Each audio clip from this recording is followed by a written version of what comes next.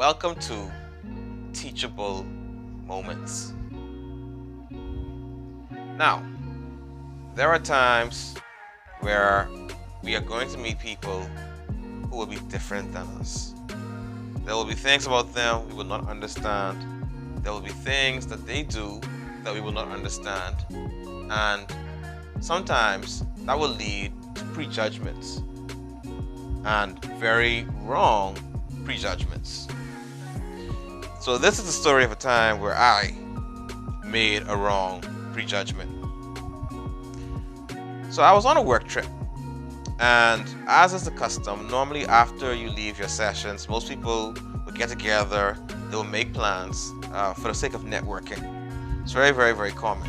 However, I noticed that there was this one person, this one gentleman, very, very conversational during the sessions. However, afterward, he would not come out. He would not network.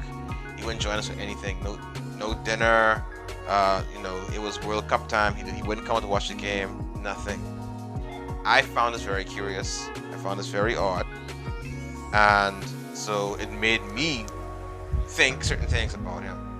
I was wondering if he was, stuck up, or if he had, maybe he didn't like people. Now I get it. There are some people who are very introverted. They're not very social, and he may have been one of those people. However, I didn't know enough about him to come to a solid conclusion. So, toward the end of the trip, me and him were in a conversation, and because I was so curious as to what was going on, I kind of brought it up in the conversation. So I asked him, "Yo, dude, you don't come out nowhere. What's going on, man? You don't like nobody? You don't like people? You think you're better than us? Huh? Huh?" No, I'm just kidding. I simply asked him, if he was extremely busy, because I know some people do have work on work trips, of course, and so maybe he was just very busy. And he said, "No, it's not that. First of all, I am pretty busy, but also the sessions are in English, which is not my native tongue. And so it makes it very difficult for me to concentrate and to focus if I'm tired. Because when the sessions start, I have to take everything that is said, all of the writings, all of the speeches, and translate them in my head to my native tongue from English. And that's very difficult to do if I am tired. So that's simply it." So it was at that moment where I felt very, very bad for thinking anything negative, because quite frankly, I did not know the entire story. And I did not know his story.